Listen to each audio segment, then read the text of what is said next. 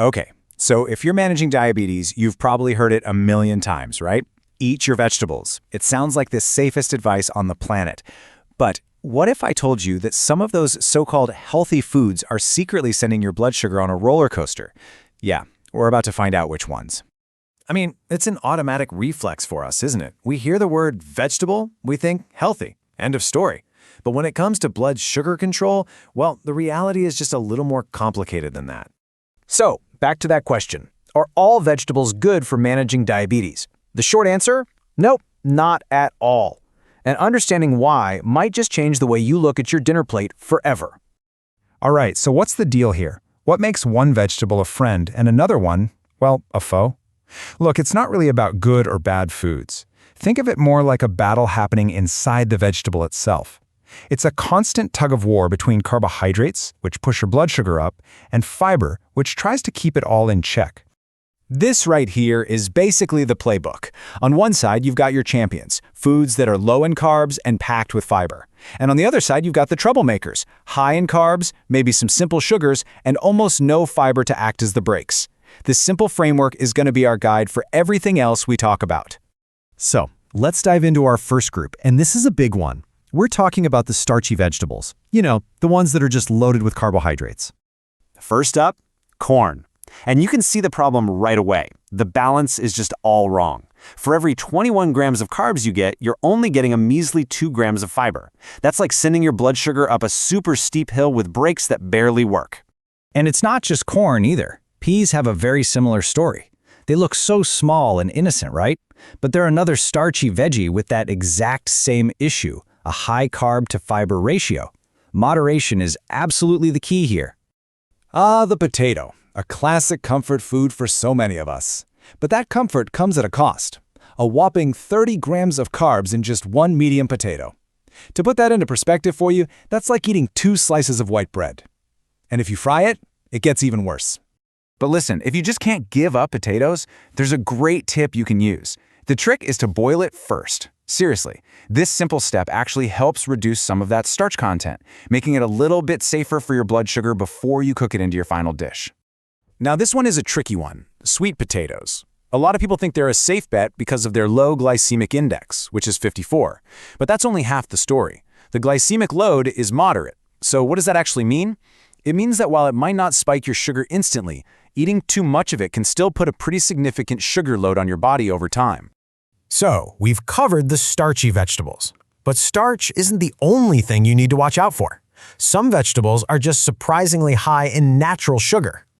I'm talking about things like carrots, beetroot, and pumpkin.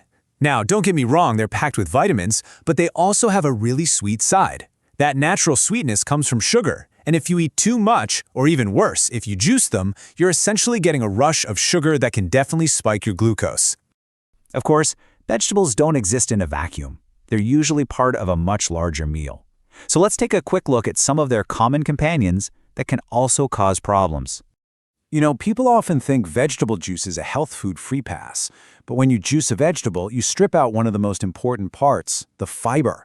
What you're left with is basically concentrated sugar water, which hits your bloodstream fast. Now, juices like bitter gourd or amla can be an exception and might actually be beneficial, but for most others, just eating the whole vegetable is so much better. Rice is a staple for so many people, but the kind you choose makes a huge, huge difference.